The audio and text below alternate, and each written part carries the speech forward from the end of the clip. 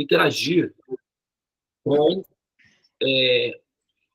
seres humanos ou interagir num ambiente semelhante à Terra, dada a dimensão da Terra, em relação às distâncias universais, proporcionalmente, a inexistência da significância da Terra em proporção às distâncias universais, ou seja, a imensidão da criação, porque seria fundamentado partir do princípio de que, havendo uma pessoa, né, e sendo essa pessoa de natureza altruísta ou benéfica e, assim, composta da substância de ternura, que é basicamente o amor, se seria coerente afirmar que essa pessoa criadora, né, infinita, se predisporia a ter relação pessoal com entidades vivas dentro de um ambiente diminuto e praticamente inexistente, que é o que, basicamente, né, nós lidamos com a solidão absoluta, quer dizer, a solidão que pretende ser absoluta, né, dada a dimensão da Terra, um pálido ponto azul no céu, como foi mencionado certa vez pelo pensador, né, o cosmonauta Carl Sagan, e havendo essa pessoa imensa, infinita, se essa relação seria possível. E quais seriam as justificativas que fundamentassem isso de maneira racional, que até mesmo pessoas como nós, pequenininhas, pudéssemos admitir de maneira confortável do ponto de vista da inteligência. Né? Nós fizemos isso daí na semana passada. Então, aqueles que quiserem rever o tema, né, a sua menina está disponibilizando os links de todos os sadhusangas anteriores, para que vocês possam fazer a revisão, caso, né, houve alguma dúvida ou queiram fazer a revisão das nossas falas em relação a esse ponto, tá bem? Então, surgiram algumas perguntas consequentes, né, a partir daí. Bom dia. Na verdade, essas perguntas que a Devi vai fazer agora não é desse último satsang, é do penúltimo satsang, porque o penúltimo satsang, você lembra que você falou sobre a relação de Krishna com as gopis, com Radharani, né? Então, na verdade, é uma extensão do penúltimo satsang, que a gente fez uma pausa para falar do Janmashtami, mas agora a gente vai voltar para aquele outro tema, que é a relação de Krishna na transcendência, em Vrindavan. Tá bem. Então, agora eu vou... agora são 6 horas e 50 minutos, sim? Não, eu acho que essas perguntas, família, eu estou lendo essas perguntas, eu não sei se realmente vale a pena fazer nesse grupo. São muito... Não, somente a da Caromila, que é a primeira pergunta. Ah, tá, só a da Caromila, porque as outras não tem correspondência. Sim. Ela não está aqui, mas, bom, posso fazer a pergunta. Também relacionado, lembra que eu tinha feito um post, que aí surgiram algumas questões com relação... Na verdade, esse post, uma semana anterior, o Prabhu falou sobre a pergunta principal desse post, que era: por que Krishna tendo Radharani, ele se relaciona com as outras gopis? Aí ele respondeu essa questão, e aí veio essa outra questão que você vai colocar agora. Sim, porque... Então, a Caromila perguntou assim, o seguinte, porque nesse post eu tinha dito que Krishna, ele gosta muito de ficar paquerando as gopis. Aí ela falou assim, essa paquera seria tipo uma brincadeira de amigos com as gopis? Podemos experimentar todos os tipos de experiência com Krishna para saber qual queremos para a transcendência, a eternidade? Quer que eu repita? Eu vou repetir a pergunta para o grupo. Por favor. Essa paquera seria tipo uma brincadeira de amigos, falando das gopis? E a segunda pergunta é: podemos experimentar todos os tipos de experiência com Krishna para saber qual queremos para a transcendência, eternidade? Muito bem. Om Gyana Timirandasya Gyananjana Shalakaya Chakshun Vitandina Tasmai Shri Gurave Namaha. Hare Krishna, Krishna Krishna, Hare Hare, Hare Rama, Rama Rama, Hare Hare. Muito bem, então, a natureza dessa pergunta tem a ver com a investigação do produto interno, né, da substância interna. Como é que se dão essas relações? Porque nós explicamos que o conceito é, olha só, você vai num banco, tá? Você tem várias chaves de criptografias para conseguir acessar a sua conta, certo? Só me lembrei de um assunto agora aqui que não é, entrou aqui na minha configuração. Hoje é aniversário da Bhakti Vrindavani, né? Hoje é aniversário dela. Lembrei agora, vi ela com depois no finalzinho a gente vai, né? Talvez eu não esteja, mas eu quero que você saiba que você é uma pessoa muito querida, nós amamos muito você, tá? E nós estamos muito felizes de ter você aqui entre nós, ok? Muito bem, então, assim, deixa eu pôr aqui o meu também, tá todo mundo, né? Não tem essa opção. Tudo bem. Mas então, o que acontece? Você vai abrir o seu WhatsApp, o seu e-mail, tem várias chaves, né? Que são criptografias, sistemas de segurança, para que você não, ok? Chegue aos dados, às informações internas, que são a sua privacidade, tá?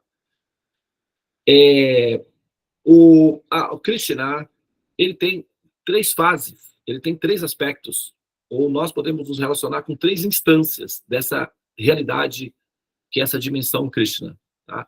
Essa realidade, essa dimensão, essa dinastia Krishna, só é formado por pessoas, ok? E a pessoa Krishna, especificamente a pessoa Krishna, é um ser, um ente vivente, um ente existente, com direitos iguais aos nossos, tá? Nós temos, inclusive, o nosso direito natural à privacidade é um reflexo desse direito original da pessoa suprema a essa privacidade também. Todos têm direito à privacidade, inclusive a pessoa suprema, tá? E alguns sistemas de segurança são observados no momento em que nós vamos nos aproximando da intimidade dessa pessoa, tá? E existem certos caminhos que são becos sem saídas, são truques do sistema para capturar a mente daqueles que são distraídos, relativamente distraídos, que não são, que ainda não desenvolveram a determinação, né, a convicção, o Laurean, chama-se Laurean, que significa a ambição de obter o objeto desejado, que é a pessoa Krishna. Então, as almas que ainda não amadureceram a esse ponto são almas ainda prematuras, no sentido de que elas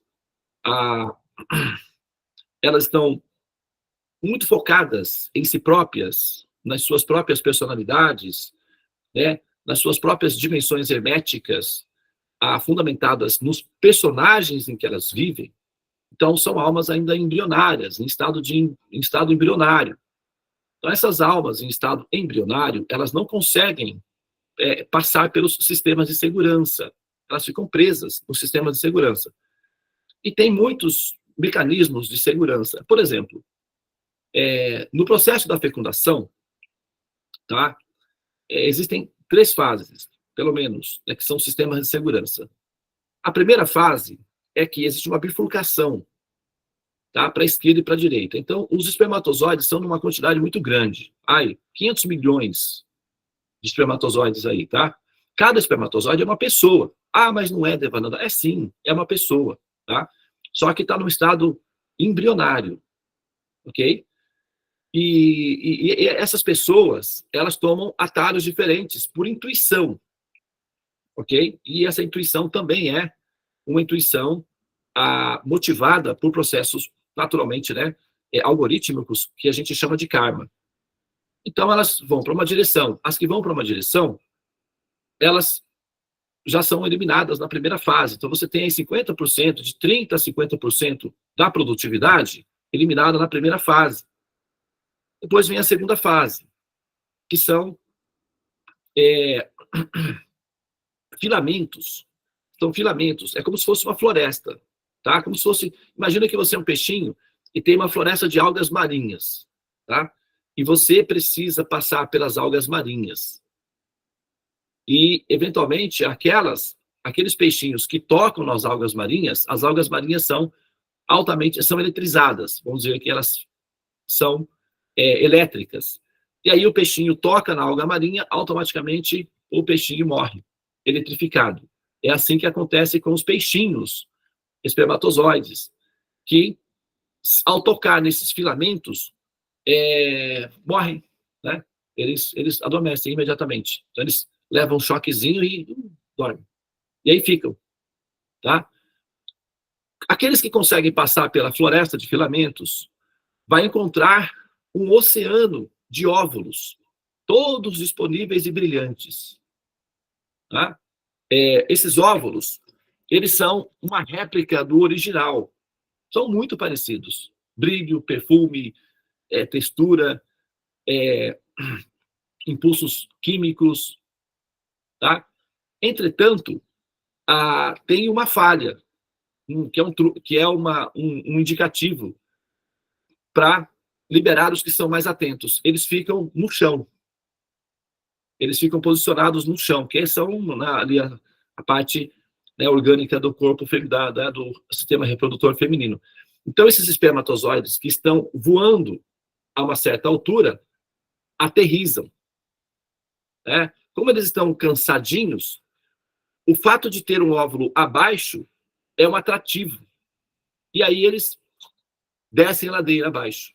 Porque aqueles que estão cansados vão se sentir atraídos por pousar. E aí fica mais uma grande quantidade, porque esses óvulos são falsos. Eles entram, fecundam os óvulos, mas eles são estéreis, então eles adormecem lá dentro. E voltam novamente a serem a subirem novas formas primitivas, que são os espermatozoides, em algum útero masculino disponível. Então, essas almas que sucumbem ao processo de seleção, retornam novamente para recomeçar de novo. E assim, ela, por tentativas de erros e acertos, ela vai tentar. Tem a probabilidade de tentar pelo menos de 400 a 500 milhões de vezes. Numa dessas, acerta. Já pensou? A nossa batalha? Conseguimos. O importante é que nós conseguimos. Então, quer dizer, isso já é um grande avanço, né? Por nós termos conseguido fecundar a forma humana. Aprendemos com os nossos erros, superamos, né, a bifurcação, a floresta de filamentos, e também superamos o sistema de segurança, né, para aqueles que estão cansadinhos, tivemos um pouco mais de fôlego, intuição de fôlego, e fomos adiante. E, finalmente, lá na frente tem o óvulo. Né? Lá na frente tem o óvulo verdadeiro. Então, existem, e aí chega lá umas dúzias, né, de candidatos elegíveis, possíveis, dos quais, né, o óvulo em si vai escanear esses candidatos elegíveis e, baseados na configuração de algoritmo, ele vai, então, abrir uma dessas portas e um deles vai, então, entrar, e é isso que vai acontecer. Depois ele vai se desenvolver vai mudar do corpo de espermatozoide e vai assumir inicialmente um corpo embrionário. Esse corpo vai mudando gradualmente, o corpo de um feto, o corpo de um bebê, e por aí vai. É a história que nós já conhecemos. Tá? Então, esse sistema de segurança, ele é racional.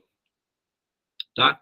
No caso de uma fecundação, apenas um óvulo é fecundado normalmente. Tem mulheres que são, né, um pouquinho mais bem-aventuradas e conseguem produzir mais óvulos, e aí nascem mais bebês. Né? São gêmeos, trigêmeos. Né? Na Índia nasceu 11. Aqui em Taubaté teve uma, mas era fake também, né? Não era verdade. Quem já ouviu falar na grávida de Taubaté? Taubaté é uma cidade bem curiosa, né? Tem a Emília, o sítio do Pica-Pau Amarelo, Mazarope, Jacatatu e a grávida. Mas, então, e a primeira indústria a primeira indústria do Brasil de petróleo foi aqui em Taubaté. É petróleo de xisto, que eles tiram de um mineral da terra. Foi aqui em Taubaté. Mas então é isso, tá? Só curiosidades, né, culturais. Então, assim, na Índia teve uma mulher que ela recebe assistência do governo, né? Ela teve 11 filhos, né? Ela gerou 11 óvulos, esses óvulos todos férteis, nasceu 11 filhotinhos lá dentro dela. Mas é raro isso daí, né? O William Bonner com a Fátima Bernardi tiveram 3 de uma vez só. Né? Também é um caso bem, assim, característico aqui no Brasil. E tem casos, assim. Gêmeos é mais comum. Mas trigêmeos não é tão comum, não. Eu fiz o mapa de trigêmeos, com diferenças de 3 minutos de um para outro, né? Eram trigêmeos.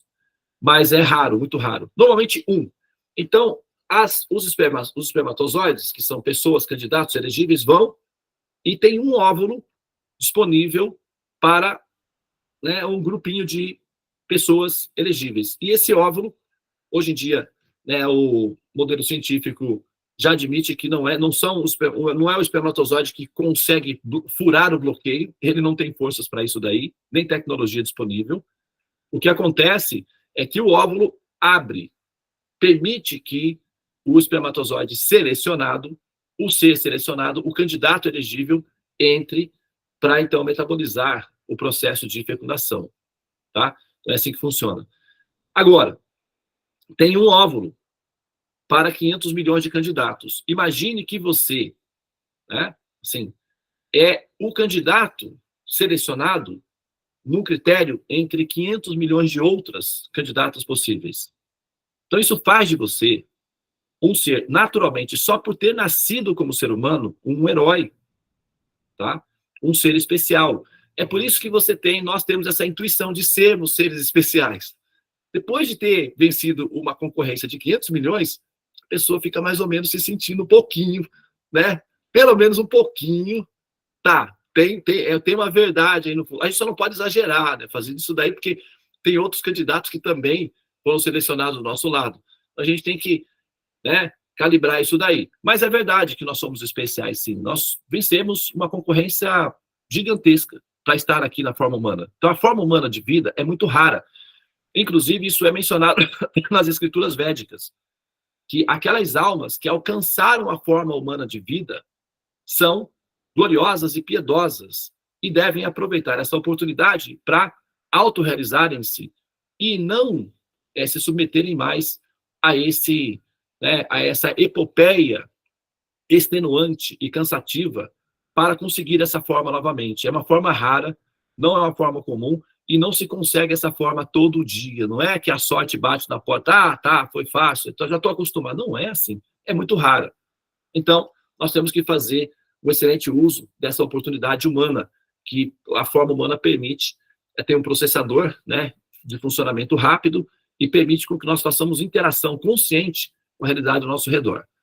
Muito bem, então, olhando essa metáfora do útero, essa epopeia, então a gente transfere isso para a questão das almas, porque a coisa não para depois que o ser nasce como ser humano, consegue a vaga. Você está vendo aí que a luta meio que continua, né?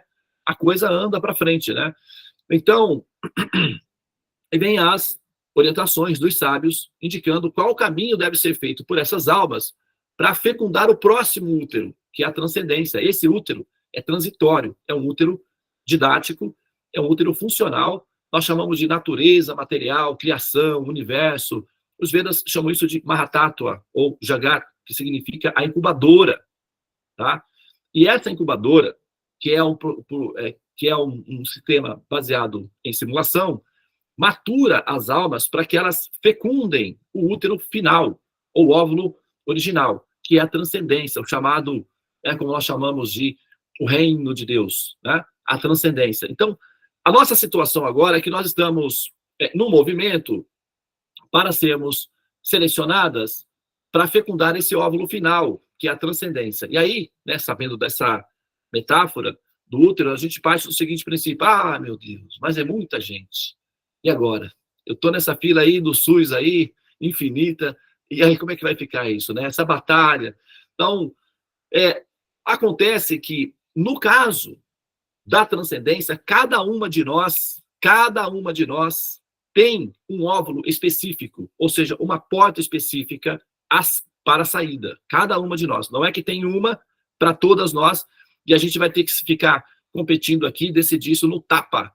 Não é assim, tá? Não é assim que funciona. Porque talvez, né, vocês possam pensar da seguinte maneira: ah, bom, então, se é assim, então quer dizer que aqueles que são mais especializados que eu, aqueles que têm mais conhecimento que eu, aqueles que estão mais avançados que eu, vão conseguir a vaga. Logo, eu não vou conseguir. Então, deixa eu relaxar, ficar por aqui mesmo, deixa eu, sabe, mais vale um pássaro na mão do que 2 voando. Na verdade, está errado. Vale mais 2 pássaros voando do que 1 na mão. Os pássaros são belos livres.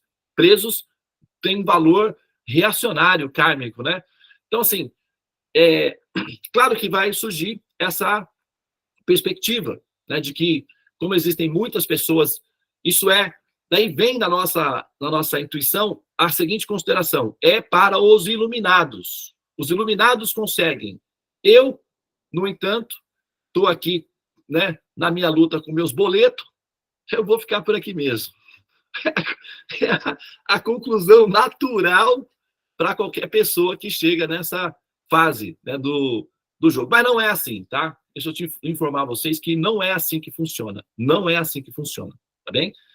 Cada alma tem um transistor, que é um sistema de rastreamento, um sistema de segurança para que essas almas, né, sejam monitoradas gradualmente, tá bem? E cada alma tem na metáfora que nós estamos utilizando, vamos colocar um óvulo.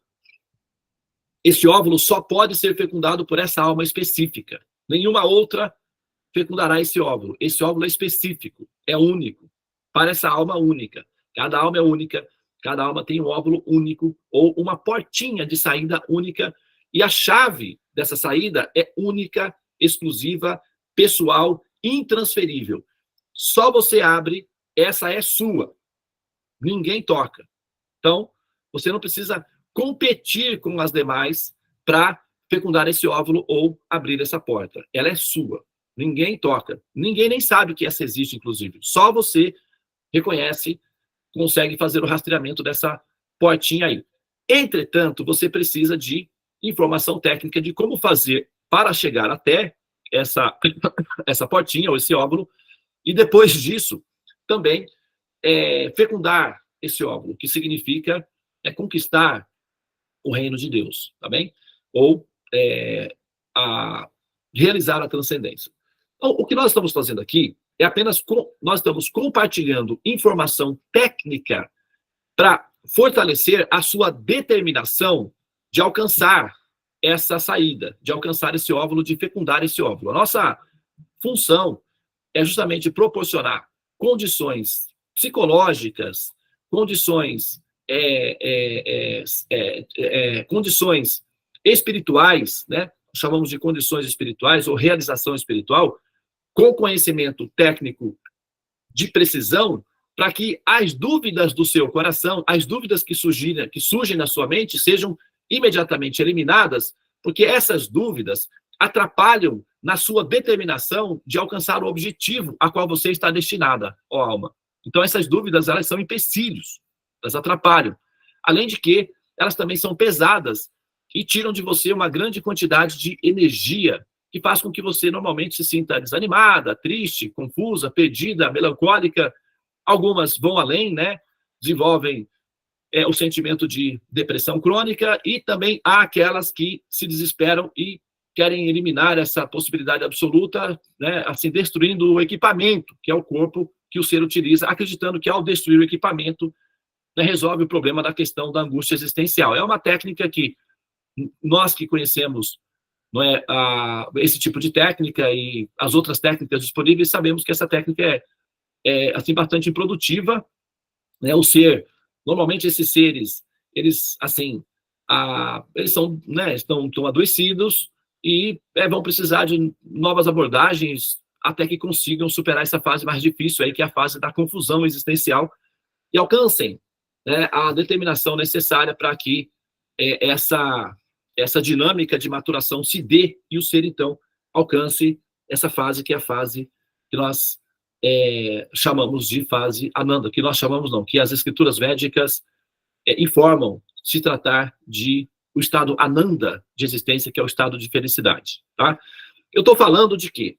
Eu estou falando da possibilidade, como são os relacionamentos íntimos de Cristo. Eu estou falando aqui, eu estou tentando responder uma pergunta que vai tratar da intimidade de Krishna com o público que não está acostumado com essa possibilidade devido ao tipo de propaganda local, né, ao tipo de doutrinação local e ao tipo de condição, né, estrutural, filosófica em que vamos dizer, a humanidade se encontra até então. Eu tenho que fazer uma atualização dessas informações. E eu não consigo fazer isso simplesmente de direto ao ponto.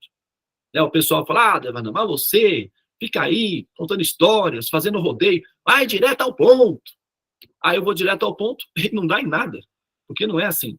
A coisa tem que ser explicada, tem que ser estruturada para que haja condições de que o seu sistema operacional de observação de dados seja capaz de assimilar a informação, porque senão você está perdendo o seu tempo e eu também perdendo o meu, porque não vai ter efeitos produtivos essa interação de troca de dados. Tá? Então é preciso, né, de uma contextualização. É como quando você quer assistir um filme ou ver um programa, etc., e o seu equipamento não tem o aplicativo que abre aquele link, aquele programa. Então você tem que baixar um driver, e só então, depois que o driver está instalado no seu sistema operacional, é que o software vai fazer o reconhecimento daquele programa e você finalmente vai ver a tela, né?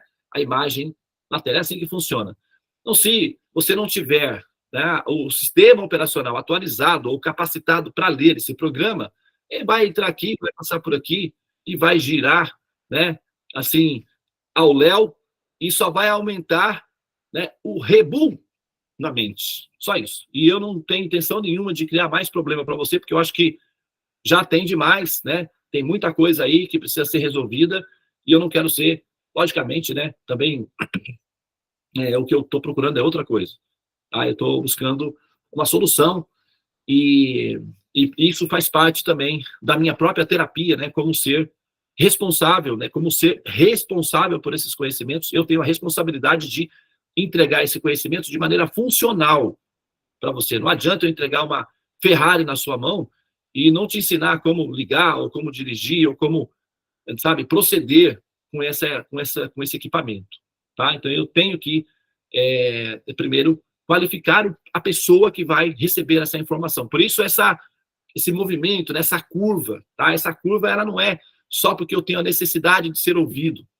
Tá? Essa curva, ela é essencial, ela é fundamental para que você compreenda aquilo que nós estamos tentando explicar. Depois que você entende, aí você pode questionar se fundamenta ou não.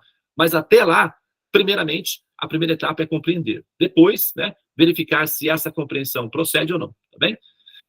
Muito bem. Então, na questão de Krishna, a pergunta que foi feita está falando da intimidade pessoal de Krishna. Tá? Eu não posso falar sobre a intimidade pessoal de Krishna para pessoas que não são íntimas ou que não são amigos, como qualquer um faz na família, né? Como qualquer um de vocês preservaria amigos. Vocês não vão falar da intimidade dos seus amigos ou dos seus parentes pessoais para qualquer pessoa, né? Normalmente, vocês falam para pessoas que são queridas, que são próximas, que são amigas. Aí o Big Brother rola solto. Mas até então, somente para amigos. O próprio Krishna, no Bhagavad Gita, tem uma parte que ele vai dizer para o Arjuna assim, Arjuna, esse conhecimento, ele não é para todo mundo. Tá? Eu estou falando com você porque você é meu amigo querido. Tá? Assim, as pessoas vão ouvir esse conhecimento, eles não vão entender. Só os meus amigos entendem. Tem sistema de segurança. Ele está falando lá. Ele próprio falou. Tá? Por quê? Porque é natural. É de bom senso você não ficar se revelando para todo mundo. Normalmente a gente se revela para amigos. Tá?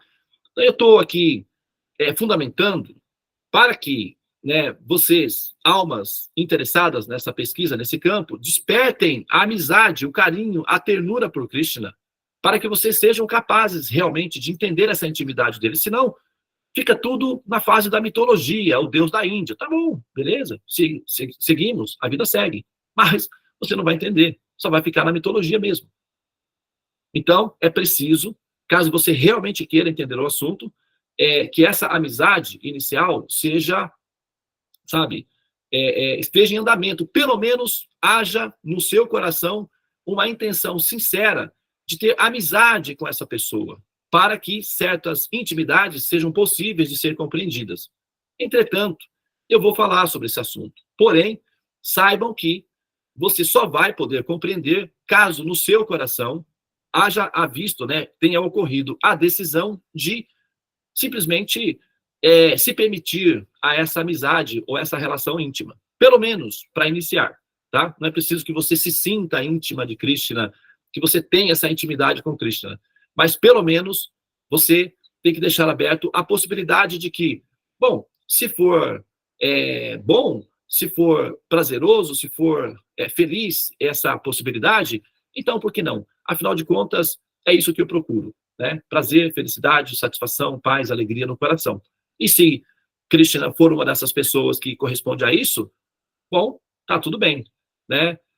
Tá liberado. Pode conquistar meu coração, caso meu coração seja conquistável, e se eu for uma pessoa amável e valer a pena, porque também não é só ofereço o meu coração, porque, de repente, um coração como é que é esse amor aí, a qualidade desse amor, né? Então, a gente tem que oferecer coisas boas para as pessoas. A minha mãe, quando a minha mãe sempre foi uma mulher espiritual, então ela era professora de catecismo e tal, e fazia muitas caridades. Então, ela pegava aquele monte de roupa, ela era costureira, né? E ela ficava arrumando, lavava, arrumava, dobrava. E aí, tinha uma mulher vizinha, falava, dona Idalina, deixa de ser besta, é para dar mesmo, é só colocar tudo num saco e entregar. A minha mãe dizia, não, quando você faz uma coisa por outra pessoa, você tem que pensar que você está fazendo diretamente para Deus. Então, você tem que fazer de uma maneira que seja com qualidade sagrada. Você não pode só simplesmente tratar as pessoas como mendigos. Elas estão na condição de mendigos, mas elas não são mendigos, elas são almas. Então, elas têm que ser tratadas com dignidade de alma. Elas não podem ser tratadas de qualquer maneira, né? Então, elas precisam ser tratadas com dignidade. Nós vamos doar essas coisas. Nós não vamos dar lixo para as pessoas. Nós estamos fazendo caridade para produzir felicidade. E não apenas para suprir uma necessidade. É muito mais que caridade. É produzir felicidade. Minha mãe falava isso para a mulher. E a mulher olhava, ixi, que conversa difícil é essa? Mas é assim que é. Entendeu? Então, quer dizer, quando nós oferecemos alguma coisa à pessoa, por exemplo, a gente não oferece somente restos. Nós oferecemos, mesmo que nós vamos oferecer alguma coisa que não está sendo mais útil para nós temos que oferecer com dignidade, porque nós temos que considerar a dignidade da outra pessoa, mesmo que seja um mendigo na rua. Não pode ser tratado como um mendigo. São almas. Tratar as pessoas de qualquer maneira é um sintoma de que você não está considerando a possibilidade de que aquele ser seja um ser sagrado, um ser divino, ainda que na condição temporária de um mendigo decadente. Né? Então, agora, o que se dizer quando você vai oferecer em caridade o seu amor ao Supremo, o seu amor a Krishna? É uma caridade, porque o amor que você tem é seu. Tá? Então, você pode ser... Alguém pode roubar esse seu amor, também é possível isso acontecer, né? Que eventualmente pessoas roubam o nosso amor, ou seja, nos conquistam sem que a gente tenha a intenção de se deixar ser conquistado, a pessoa vem e nos conquista, então isso acontece também. Ou então, o amor pode ser oferecido como ato de caridade, como ato de compaixão, que é quando você não tem relação afetiva com uma pessoa, mas faz alguma coisa boa para o benefício daquela pessoa. Então isso também é amor. Tá? Então, quando nós vamos fazer uma caridade de amor a Krishna, nós temos que nos certificar de que o nosso coração não está velho, zoado, sujo, né, sabe, cheirando mal. A gente precisa dar uma olhadinha no coração, dar uma arrumadinha no coração, deixar ele bem limpinho, cheirosinho, tá? E aí oferecer a Krishna. Krishna é o melhor que eu pude fazer, tá? Se servir, divirta. Se não, tá bom, tá tudo bem, não tem problema não. Afinal de contas, não deve faltar pessoas fazendo caridade para você, então acho que não é o seu caso de carência. Mas caso você se interesse por amor, aqui está o meu. Ok, essa, né, atitude inicial ajuda no processo de aproximação. Agora, vamos lá, de volta no assunto. Quer dizer, nós nunca saímos do assunto, né? Mas vamos tomar esse assunto central aí. Então, veja bem. O sistema de segurança, o primeiro sistema de segurança é que as almas se aproximam de Krishna e vão tê-lo como uma mitologia. Tá? Então, uma parte das almas já ficam presas aí, na ideia de que existem muitas formas diferentes, manifestações diferentes, existem muitos deuses, existem muitas e tal, e etc. E essa é a mitologia indiana. Tá bom, ficou aí, beleza, a vida segue. Tá? Então, há aqueles que vão ficar desconfiados. Oh, espera aí. Isso é muito esquisito. É muito estranho esse negócio. Porque, veja bem, eu sei que isso é tudo mitologia, tudo bobagem do ser humano, criação da mente humana. Mas quando eu vejo uma pessoa como, por exemplo, Devananda, ou outras pessoas que, sabe, são casadas, têm filhos, pagam boletos, são autolimpantes, são pessoas conscientes, racionais, metaforizando esse assunto, o que está acontecendo aqui? Ou essas pessoas estão simplesmente, sabe, ou elas perderam a noção de razão, de todo o potencial que elas têm para fazer coisas muito produtivas e ficam aí falando sobre esse assunto mitológico como se fosse real? Ou tem alguma coisa aí que explique, que justifique esse movimento? Quando eu ouço o Devananda ou qualquer outro pensador falando sobre esse assunto, a aparência que me passa é de que eles falam com uma certa competência de convicção, como se tivessem realmente de posse daquela informação, como se ela fosse real.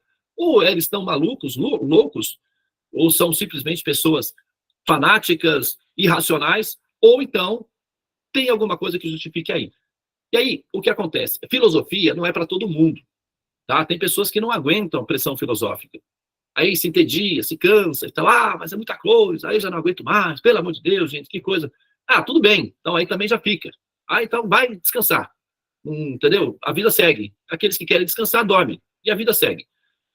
Então, assim, tem aqueles que vão ficar perdidos na primeira impressão, tem aqueles que se cansam fácil, como o espermatozoidezinho que desce para fecundar o óvulo falso.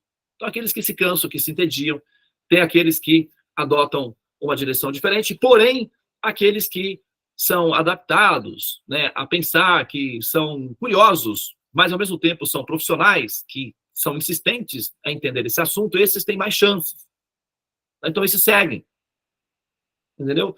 E nós vamos oferecendo qualificação de conhecimento de acordo com o nível do jogador, de acordo com as fases que ele passa, que ele supera, primeiramente, né, o universalismo abstrato das mitologias e o cansaço, que é o tédio filosófico. Esses vão ficando, são sistemas de segurança, eu não posso fazer nada, não foi eu que criei isso daí, eu só estou informando como é que funciona o modelo. Se você quiser adotar esses critérios de informação, é bom para você. Se não, tudo bem, a vida segue, você é um ser eterno, o universo é eterno, a criação é eterna. Você pode renascer aqui como ser humano eternamente, tá? Tudo bem. O algoritmo, como matemática, é altamente reciclável. Então você vai poder ter corpos humanos eternamente. O problema é que cansa, desgasta. É complicado, hein? Mas aí, cada um de nós tem a liberdade de decidir isso daí, tá? Agora, quando nós chegamos na ideia Deus, ou no conceito Deus, nós vamos ter, tá? Nós vamos ter as teologias gerais, ou as teologias genéricas. O que significa isso? São os manuais gerais, porque mesmo para aqueles que conseguem superar essas duas primeiras ondas, tá? Que é o abstratismo, que é o chamado impersonalismo, e a letargia, quando esses seres superam essas duas ondas, daí elas voltam, caem numa outra fase, que são as explicações genéricas acerca dessa pessoa. Tá? Essas explicações genéricas, elas tendem, de um modo geral, a menosprezar ou a eliminar os processos de felicidade, porque vai partir do princípio de que toda a felicidade humana é detestável para Deus.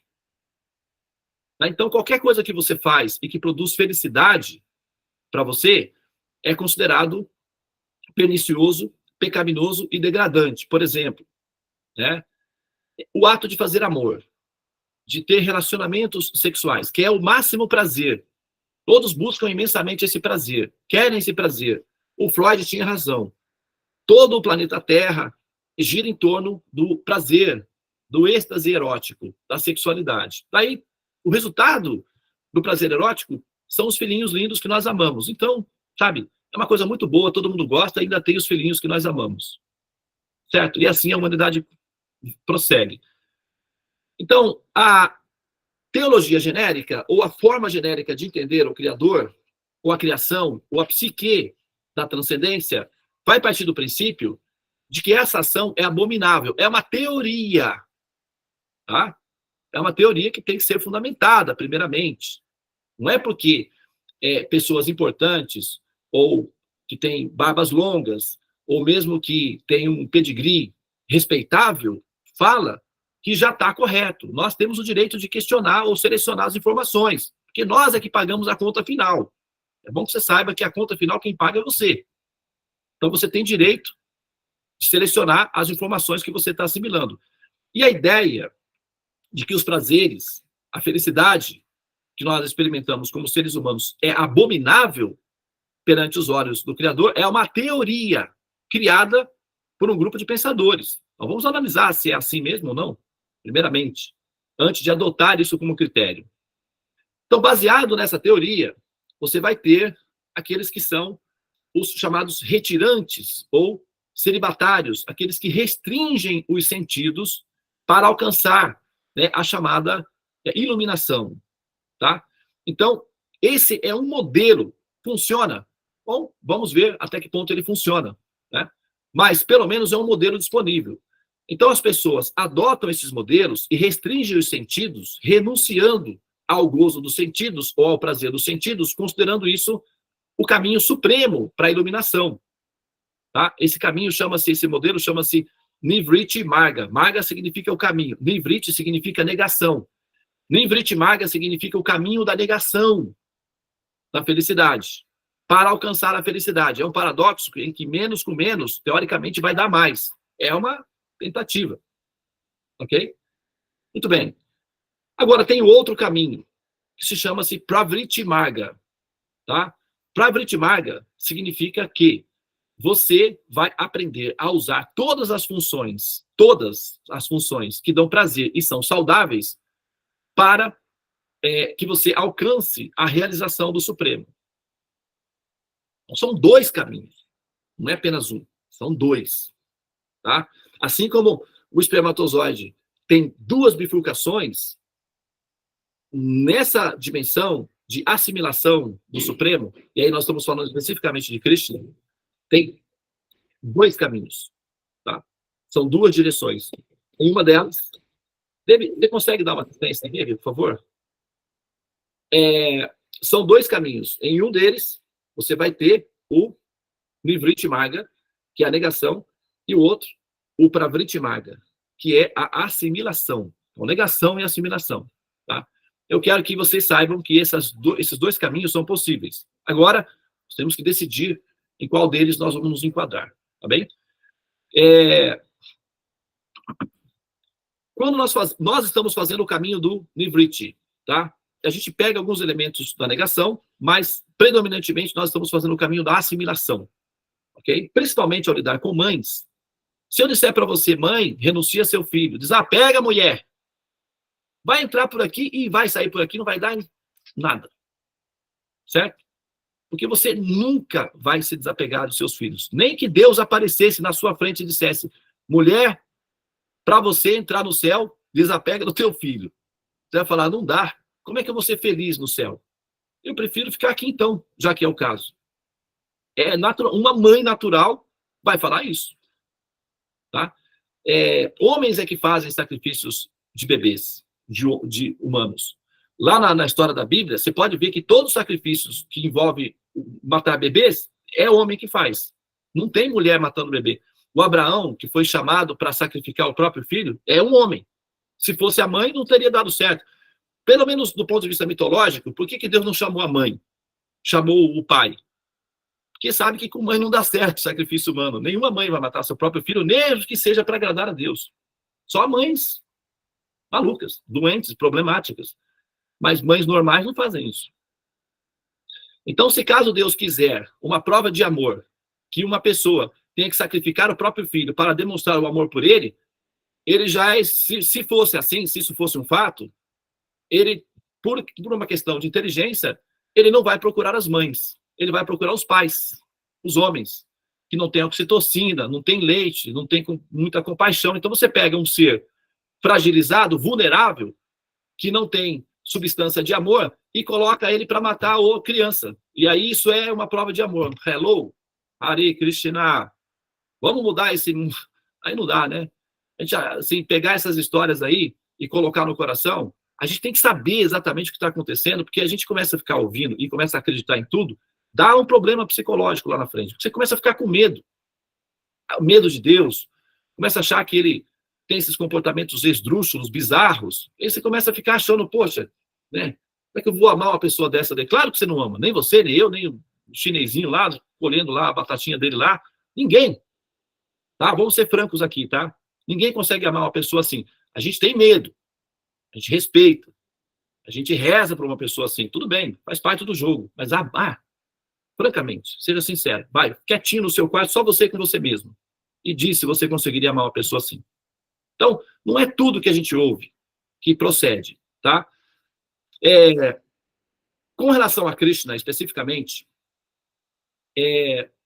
a intimidade da vida de Krishna permite com que eles tenha a satisfação de todas as fontes de prazeres, tá? Comer uma frutinha, tá bom? Brincar com um amiguinho, ok? Ter uma mamãe linda, fofa, carinhosa, estressadinha, tudo é parte da delícia de existir, ok? E Krishna, na sua fase chamada Pauganda, que é a... Não, Pauganda não, Kumara. Não, Devi, me ajuda aí, vai. Qual é a fase adolescente de Krishna? Tecnicamente, Kishora, Krishna Kishora. Krishna Kishora, né? Dá uma olhadinha lá, verifica o nome técnico. Na fase adolescente de Krishna, tá? A fase adolescente, que é entre 14 e meio e 16 para 17 anos. Essa fase de adolescente de Krishna, ele vive, né, a experiência do primeiro amor romântico, feminino, tá? E a Lila, para nós, ele vai amar uma menina. Essa menina chama-se Radharani, ele vai se apaixonar por ela. Então, aquela pergunta, mas Krishna é apaixonado por Radharani e tem várias outras namoradas? A gente explicou lá, não é, todas são Radharani. Ele só tem uma namorada, que é Radharani. As outras, chamadas outras, são expansões da mesma, numa versão diferente, tá?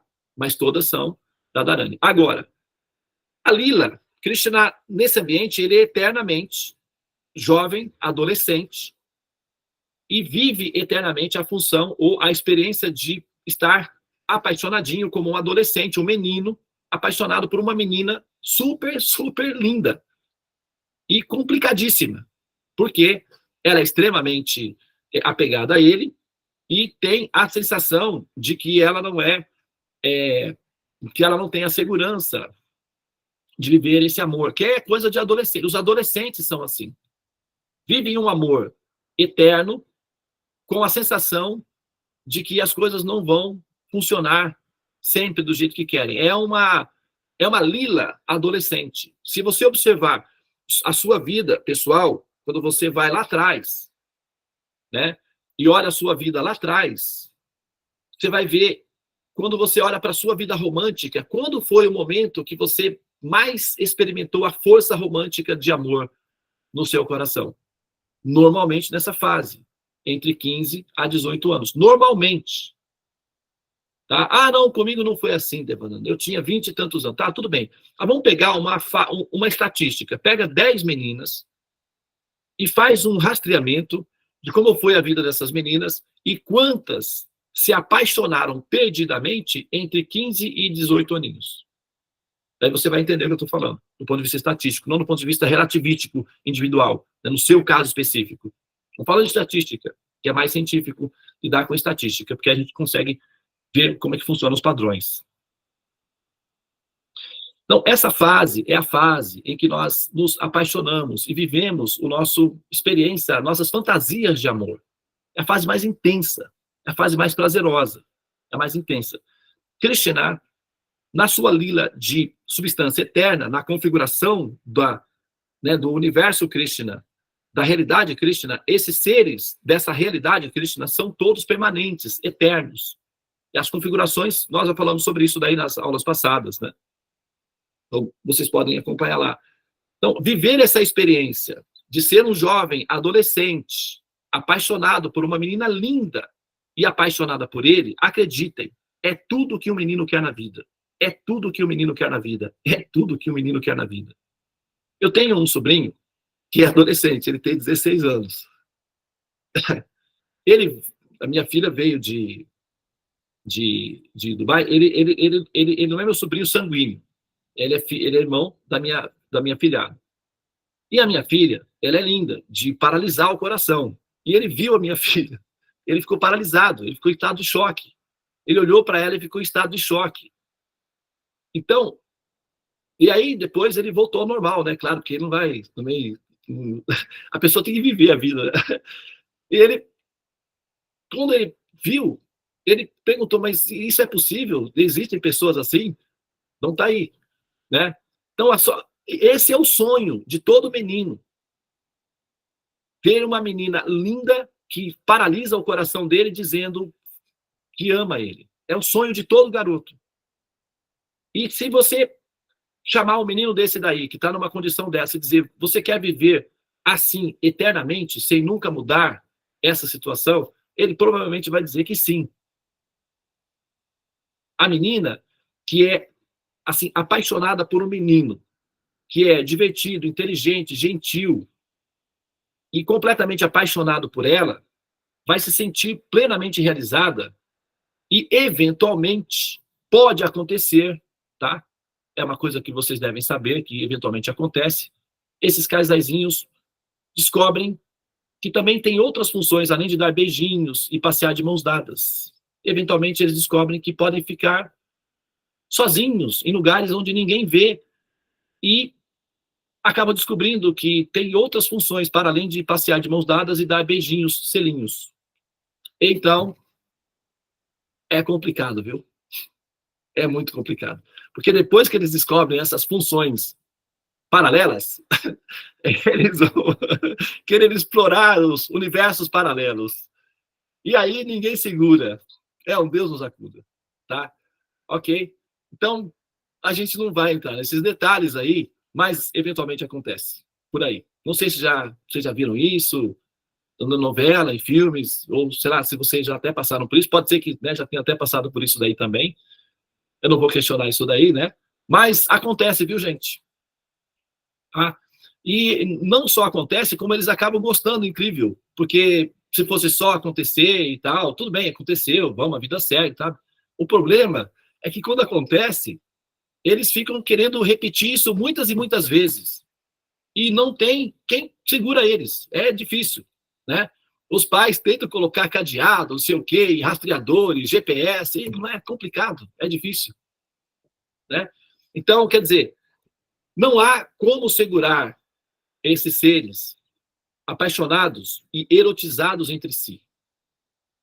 Muitas vezes, filhinhos nascem dessas relações entre adolescentes. É bem comum isso daí, tá?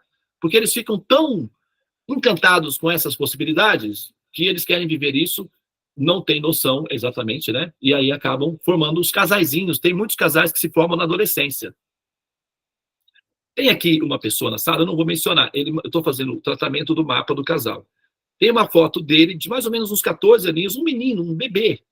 E ela com uns 15 aninhos, um casalzinho lindo. A pessoa que está na sala aí sabe. Com 15 aninhos. E esse relacionamento se formou lá na adolescência. E esse casal está junto até hoje. E eles vivem desse momento. Quando eles voltam para esse momento virtualmente e se alimentam desse momento, esse momento ainda mantém o casal em movimento.